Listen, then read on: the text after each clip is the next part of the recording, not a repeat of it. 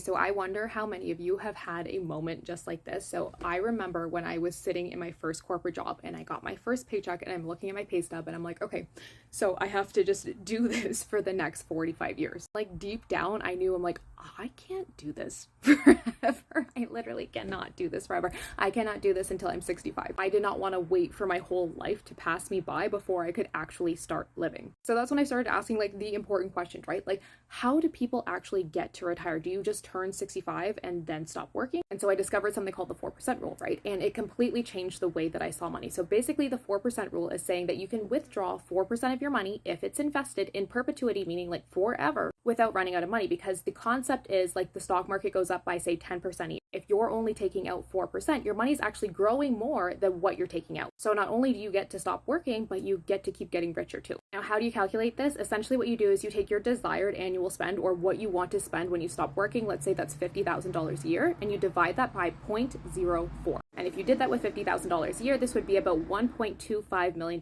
invested. Now, don't let me lose you here, because I know for me too, when I saw that number, I was like, holy shit, I don't even have like $1,000 in my bank account. How am I supposed to have $1 million? But the way that you get there is not by saving your money. It's not by like working harder. It's by putting your money to work for you. This is what the rich do, and you don't need to be rich to invest. Money you save and invest in your 20s is worth twice as much as your 30s due to the way that compound interest works. Even investing something like $500 a month in your 20s can turn into over 7 figures without you working for it for decades. Now, where most people mess it up is they think like their 401k or their Roth IRA or their TFSA or their RRSP, like those are investments, but they are not. That is simply the account that tells you how taxes are treated on the money that you put in and the money you withdraw. So if you put money in there, but you aren't seeing investments like VT or VTI or XGRO or like something like that, then the money's just sitting in cash and it's actually wasting away due to inflation. You do not want this. So if there's one thing that I want you to take out of this, it's that financial freedom is not a dream, it's a number. Retirement is not an age, it's a number. And the earlier you start going after this, the easier it gets. And if you want to learn more about this, I'm breaking down how exactly to buy your first stock, how to start investing, how to get your money working harder than you do in my free investing masterclass. Go and grab your spot right now on my website under freebies.